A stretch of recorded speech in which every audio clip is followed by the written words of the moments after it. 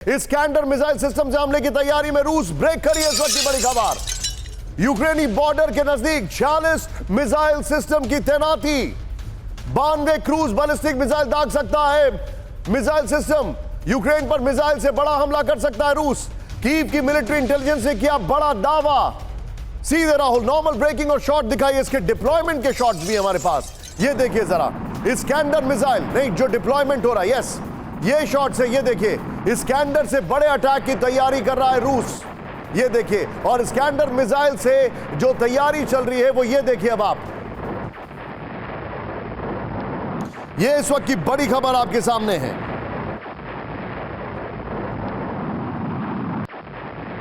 राहुल सीधे आइए, इस खबर की जो हमारे पास वॉल है उसको लेके आइए, और अगर संभव हो तो जनरल अनुज बहादुर सर को लेके आइए। मेरे पास जो जानकारी आ रही है ये बहुत चिंताजनक है।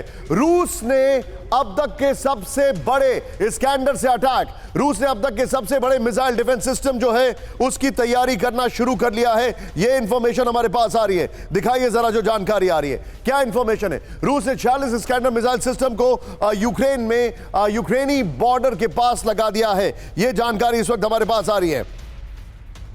जो डिटेलिंग आ रही है उसके एक वक्त में 92 से ज्यादा मिसाइलें दाग सकता है इस्कैंडर। यह जानकारी हमारे पास आ रही है। और फिर जो जानकारी आ रही है, यूक्रेन पर क्रूज बैलिस्टिक मिसाइल से हमला किया जा सकता है, यह जानकारी आ रही है। फिर रूस ने इस्कैंडर मिसाइल सिस्टम का प्रोडक्शन तेज कर दिया है, यह हमारे पास जानकारी आ रही है। फिर मैं सीधे चलूंगा यहां पर, मेरे साथ इस वक्त यहां पर अनुज बहादुर सर मौजूद है। राहुल ये वाली वॉल लीजिए, इसकी ब्रेकिंग और शॉट लीजिए। अनुज बहादुर सर, बड़ी खबर, टैंक्स का डिप्लॉयमेंट बढ़ गया है, टैंक्स बनने शुरू हो चुके हैं। फिर जो हमारे पास जानकारी आ रही है कि इस्कैंडर मिसाइल बॉर्डर पे लगा दिए, जो कि डायरेक्टली 50 से 500 किलोमीटर तक अटैक करती है।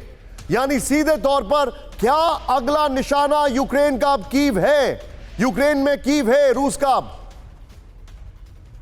बिल्कुल बिल्कुल निशान देखिए, अभी मैं जो नजर आ रहा है उसके अलावा एक और इंटेलिजेंस इनपुट है, जो कि उसमें ये लोग लगभग 3 से 4 लाख नए रिक्रूट कॉन्ट्रैक्ट पर्सनल को रिक्रूट करने वाले हैं बाय द एंड ऑफ 2023। तो मेरे को लगता है कि एक बहुत बड़ा उन्होंने मेजर ऑफेंसिव प्लान करके रखा हुआ है, और वो मेजर ऑफेंसिव जो है वो आगे कीव को आइसोलेट और इन्वेस्ट करने के काम आएगा। ये आने वाला समय हमें बताएगा। आप जो बता रहे हैं सर, एक और बड़ी खबर आ रही है, फिनलैंड बॉर्डर के नजदीक रूस की सैन्य तैयारी ब्रेक करिए।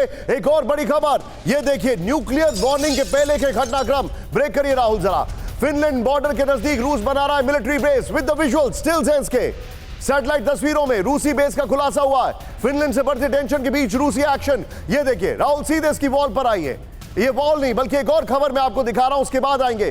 फिनलैंड को लेकर रूस की हिदायत ब्रेक करिए। इस वक्त की बड़ी खबर जो जानकारी आ रही है, रूसी नागरिकों को फिनलैंड नहीं जाने की हिदायत दी गई है। फिनलैंड में रूस के दूतावास ने आदेश जारी कर दिया। राहुल नॉर्मल ब्रेकिंग और शॉट, रूसी नंबर वाली कार से फिनलैंड ना जाए, रूस ने कहा है।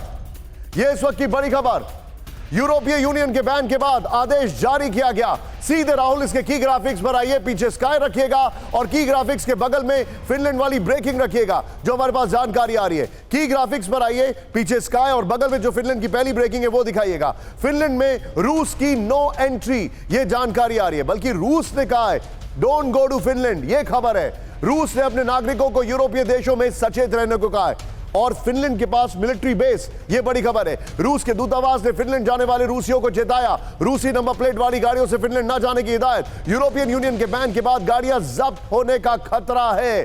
फिनलैंड और रूस के बीच 1340 किलोमीटर लंबा बॉर्डर है। फिनलैंड की वजह से नेटो रूसी बॉर्डर और करीब पहुंचा है। ये बड़ी खबर आ रही है। राहुल सीधे आइए, इस खबर की दोनों ब्रेकिंग, दोनों शॉट दीपक बोरा सर के पास क्विक रिएक्शन। दीपक सर, रोमानिया के पास यूक्रेन के ड्रोन गिर रहे हैं, रशिया के ड्रोन गिर रहे हैं, कोई डिनाई नहीं कर सकता है। फिनलैंड बॉर्डर को लेकर तनाव बढ़ रहा है, मिलिट्री बेस बनाया जा रहा है। सर, इस युद्ध में नेटो के एग्रेशन की बात हो रही है, मुझे तो अब रशिया का डोमिनेशन दिखाई दे रहा है नेटो के ऊपर। आपने बिल्कुल सही फरमाया सर। शुरू में आपने चाइना के बारे में कहा था, एक चीज मैं आपसे कहना भूल गया, अभी बता देता हूँ। ये जो दोनों मंत्री गायब हो गए, ये रियलिस्टिक कहते हैं। चाइना की जो प्रायोरिटी है वो डेवलपमेंट है, ताइवान नहीं है। तो पिंग पोंग मुझे लगता है उसकी डोमेस्टिक सिटी बड़ी खराब है, वो ताइवान पे हमला करेगा, रूस उसका समर्थन करेगा, इन दोनों को निकाल दिया है। अब आपका जो प्रश्न है, रूस की सिचुएशन इस समय यूरोप में, no question about it sir. Russia अब जा रहा है for an all out war. China उसका पूरी तरह से सपोर्ट करेगा और रशिया चाइना को सपोर्ट करे। ये दोनों मिलके अब सबक सिखाना चाहते हैं नेटो को। इसीलिए आपने देखा था कि पिंग पोंग ने दिल्ली में भी अपने प्राइम मिनिस्टर को भेजा था, जो चपरासी से ज्यादा कोई काम नहीं करता। So the reality sir now is, Russia के लिए it's an all out war, सारे संकेत नजर आ रहे हैं। And Ukraine is in trouble, heading to extinction, sir. But Not sir, in a you physical have sense, but actually in a political nailed it.